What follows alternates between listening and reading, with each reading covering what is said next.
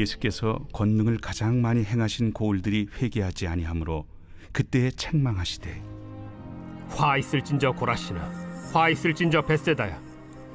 너희에게 행한 모든 권능을 두로와 시돈에서 행하였더라면 그들이 벌써 베옷을 입고 제에 앉아 회개하였으리라. 내가 너희에게 이르노니 심판날에 두로와 시돈이 너희보다 견디기 쉬우리라. 가버나움아, 네가 하늘에까지 높아지겠느냐? 음부에까지 낮아지리라.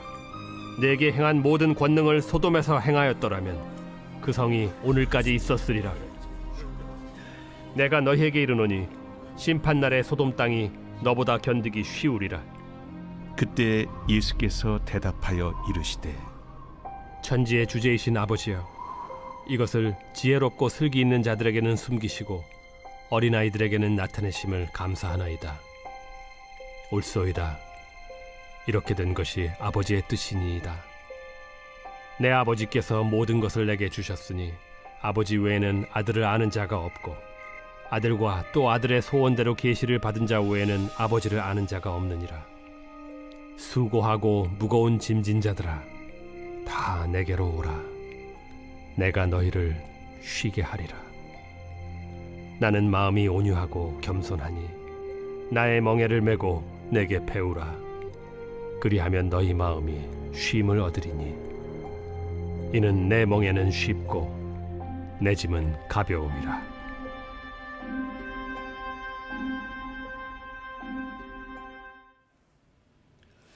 예수님이 갈릴리에서 사역하실 때 특히 세 도시에서 많은 권능과 이적을 나타내셨습니다. 보시는 사진에는 고라신, 벳세다, 가버나움은 복음의 삼각지대로 불리어졌습니다. 예수님은 벳세다에서 맹인의 눈에 침을 뱉고 안수하셔서 눈을 낫게 하셨고 하나님 나라의 일을 말씀하시며 아픈 이들을 치유하셨습니다. 고라신에 대한 특별한 기록은 없지만 20절의 말씀으로 미루어 보아 이곳에서도 많은 권능을 행하셨음을 짐작할 수 있습니다. 마태복음에서 본 동네라고 하면 가버나움을 지칭할 정도로 가버나움은 갈릴리 사역의 전초 기지였습니다.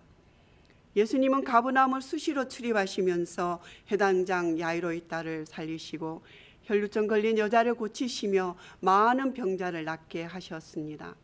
그럼에도 불구하고 예수님의 권능을 가장 많이 체험하고 은혜를 받은 고라신, 벳세다, 가버나움이 회개하지 않자 죄악으로 가득했던 두로, 시돈, 소돔에서 차라리 사역을 하셨더라면 그들이 벌써 회개하였으리라 안타까운 마음으로 엄히 심판을 경고하십니다. 구약적인 배경에서 두로와 시돈은 하나님의 심판 선고를 받은 사악한 이방 도시였습니다. 두로는 바위라는 뜻을 가지고 있기에 고라신과 벳세다 사람들이 바위보다 더 마음이 굳어지고 완악한 사람들이라는 것을 짐작해 봅니다. 비가 와도 물이 스며들지 않는 아스팔트처럼 진리를 거부하였던 것입니다. 어제 본문에서 옥에 갇힌 요한이 그리스도께서 하신 일을 듣고 제자들을 보내어 오실 그이가 당신이 오니까 질문하자 예수님은 듣고 보는 것을 요한에게 알리라고 하시면서 맹인이 보며 못 걷는 사람이 걸으며 나병 환자가 깨끗함을 받으며 못 듣는 자가 들으며 죽은 자가 살아나며 가난한 자에게 복음이 전파된다 하라 말씀하십니다. 이것은 이사야 35장에서 예언된 도리할 메시아 왕국의 표상입니다. 그들은 이토록 메시아 오심을 기다렸건만 임마누엘로 이 땅에 오신 예수님을 보고도 믿지 않았습니다. 이것은 마치 미리 예고된 날씨를 보고 비 오지 않도록 간절히 기도하고는 우산을 들고 나가려는 우리들의 모습과도 같습니다. 힘들고 어려웠던 시간, 눈물 가운데 탄식하며 지냈던 시간 속에 빛으로 생명으로 찾아오신 주님의 은혜를 깡그리 잊어버리고 기억나지 않는다면 오늘 이 말씀 속에 잠시 머물며 주님의 임재를 느끼며 주님의 음성을 함께 들으면 좋겠습니다. 23절 말씀입니다. 가버나움아, 내가 하늘에까지 높아지겠느냐? 음부에까지 낮아지리라. 언어의 뉘앙스를 살려 본문을 해석해 본다면 내가 하늘까지 높아지겠느냐, 그러나 결코 높아지지 못할 것이라는 뜻을 가지고 있는 반어법으로 강조하고 있습니다. 예수 그리스도의 복음을 받아들이지 않는 완악한 죄를 범한 가버나움이야말로 지상의 엄부인 소돔보다 더 깊은 엄부까지 낮아질 것이라고 경고하십니다.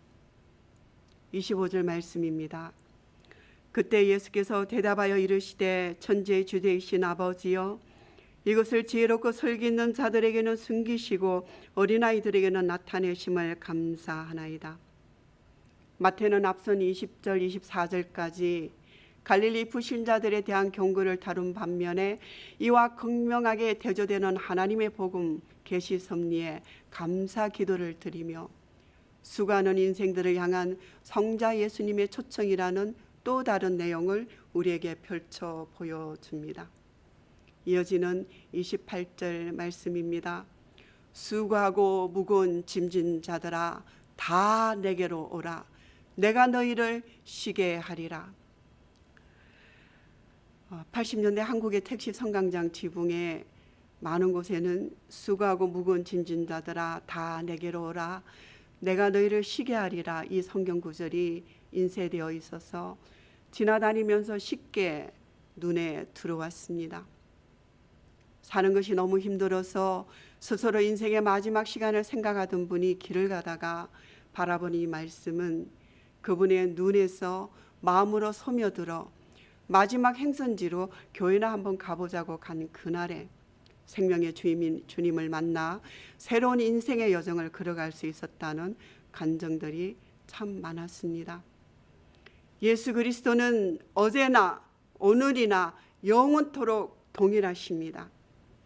이 시간 수고하고 무거운 짐진 자들을 초청하시는 주님의 음성을 가만히 들으십시다. 어떤 수고로 힘드십니까? 어떤 무거운 짐이 밤에는 잠 못 이루게 하고 깨어나면 어깨를 짓누르고 있습니까? 이사야 53장에는 예수님의 십자가 사건을 이렇게 예언했습니다. 그가 찔림은 우리의 허물 때문이요 그가 상함은 우리의 죄악 때문이라. 그가 징계를 받음으로 우리는 평화를 누리고 그가 채찍에 맞음으로 우리는 나음을 받았도다. 그가 자기의 수고한 영혼에 수고한 것을 보고 만족하게 여길 것이라고 말씀하셨습니다. 이어지는 29절 30절 말씀입니다. 나는 마음이 온유하고 겸손하니 나의 멍에를 메고 내게 배우라. 그리하면 너희 마음이 쉼을 얻으리니 이는 내 멍에는 쉽고 내 짐은 가벼움이라. 사진에 보시면 예수님 당시 멍에는 소나 나귀가 홀로 매는 것이 아니라 반드시 둘이 메어야만 하는 것입니다. 우리가 예수님의 멍에를 함께 매기만 하면 우리 스스로 인생길을 헤쳐나가는 것이 아니라 예수님이 앞장서서 예비하신 그 길을 따라가기만 하면 되는 것이기에 내 멍에는 쉽고 짐은 가벼울 수밖에 없는 것입니다. 모세는 온유함이 지면의 모든 사람보다 더하다고 했습니다. 사도 바울은 그리스도인의 중요한 덕목으로 온유를 성령의 9가지 열매 중에 하나로 소개합니다. 시편과 마태복음은 온유한 자가 땅을 차지할 것이라고 했습니다. 결국 온유한 자는 예수님의 성품을 담는 것이요. 온유의 원어적 정의는 자기 자신의 중요성에 도취되지 않는 상태를 뜻합니다. 한 번 더 말씀드리겠습니다. 온유의 원어적 정의는 자기 자신의 중요성에 도취되지 않는 상태를 뜻합니다.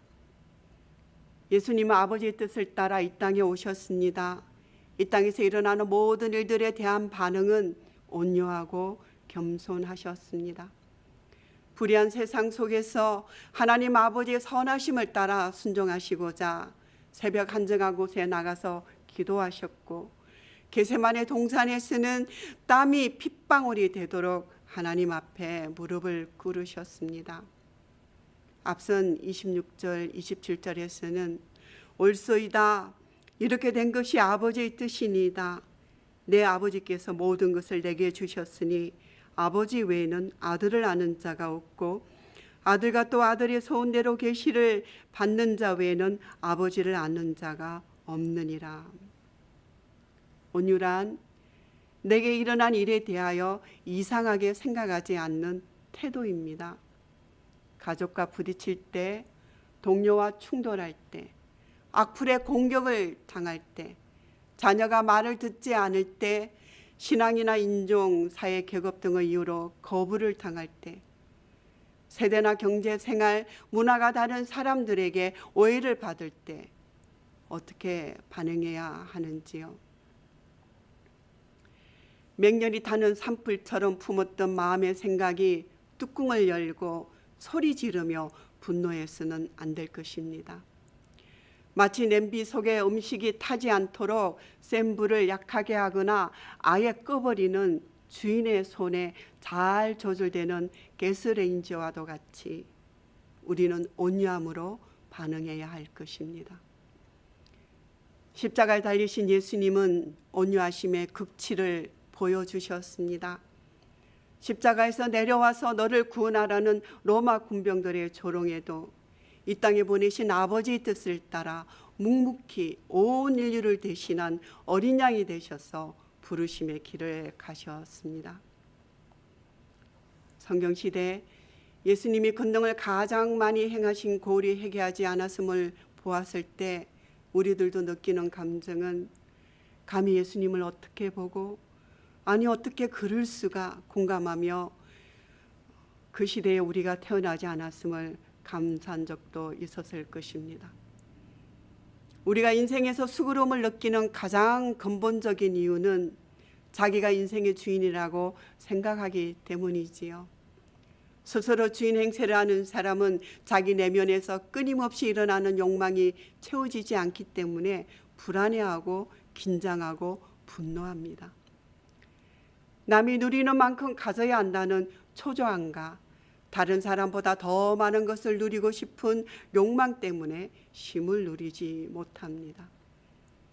예수님은 이러한 인생들을 향해 예수님이 주시는 쉽고 가벼운 멍에를 메어야 참된 안식을 누릴 수 있다고 말씀하십니다. 예수님이 주시는 쉽고 가벼운 멍에는 스스로 삶의 주인 노릇을 멈추고 오직 예수님을 주인으로 삼아 사는 것입니다.